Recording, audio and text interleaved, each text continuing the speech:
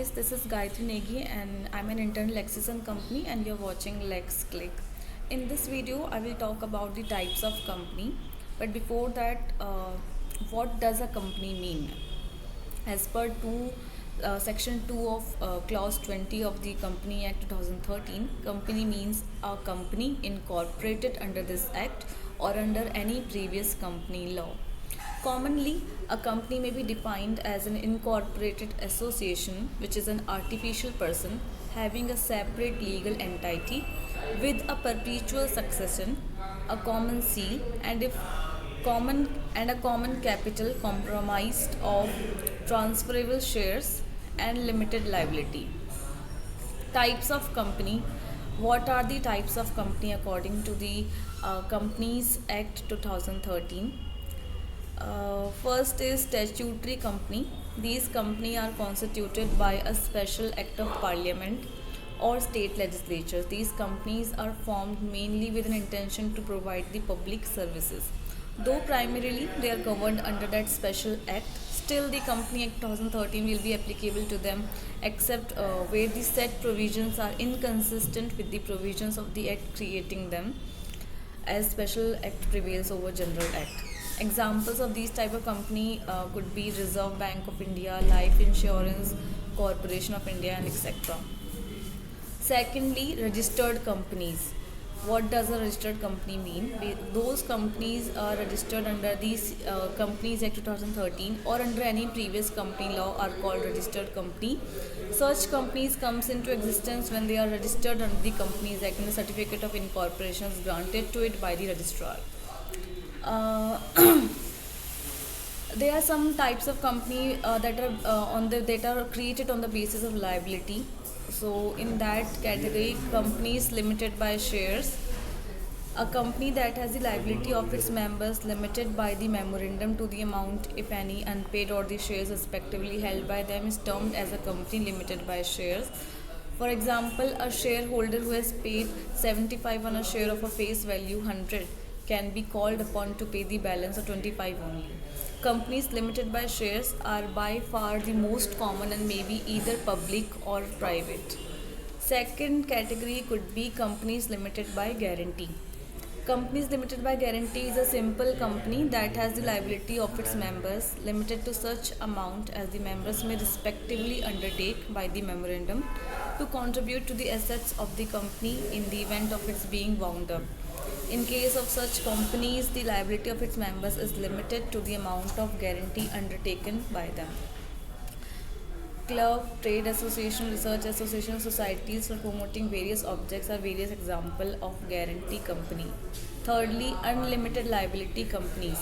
A company not having a limit on the liability of its members is termed as unlimited company. Thirdly, unlimited liability company.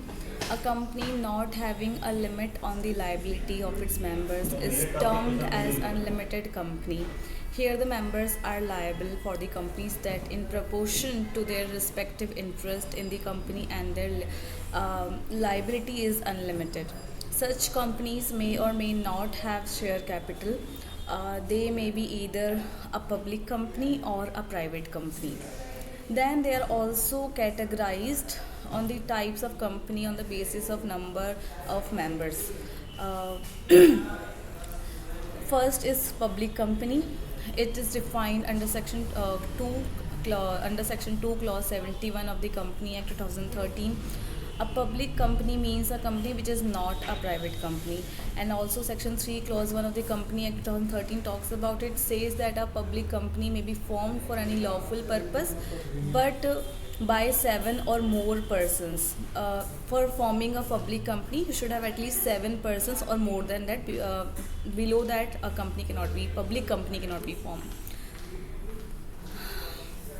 Then a private company, it is defined under section 2 clause 68 of the Company Act 2013.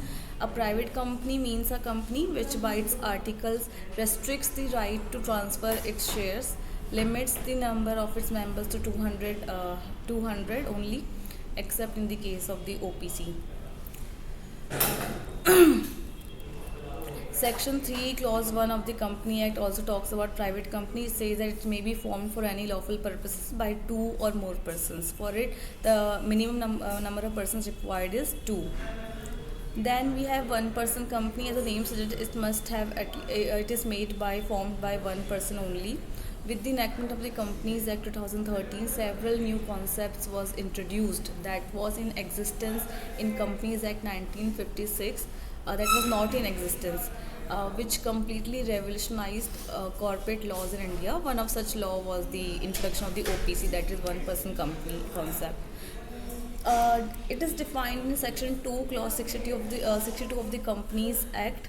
One person company means a company which has only one person as a member. Section 3, Clause 1 of the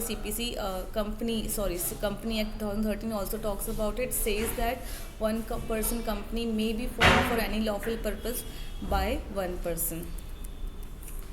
But it should have a nominee. It is provided in the section 3 only. It under a proviso it says that it should have a nominee. A unique feature of OPC is that separates it from other kinds of companies, that the sole member of the company has to mention a nominee while registering the company. Since there is only one member in the OPC, his death will result in the nominee choosing or rejecting to become its sole member. This does not happen in other companies, as they follow the concept of perpetual succession. Then we have foreign company. They are based on differentiate on the basis of domicile. What is a foreign company? It is defined under Section 2, Clause 42 of the Company Act 2013. A foreign company means any company or body corporate incorporated outside India, which first point has a place of business in India, whether by itself or through an agent, physically or through electronic mode. Secondly, it must conduct any business activity in India in any other manner.